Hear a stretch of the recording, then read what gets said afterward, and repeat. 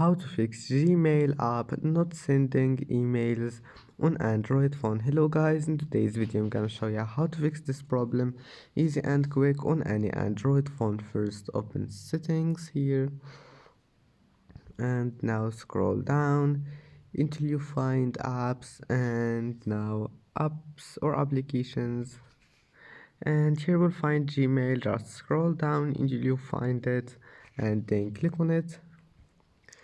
And here first thing you need to do is to click storage and then click clear cache,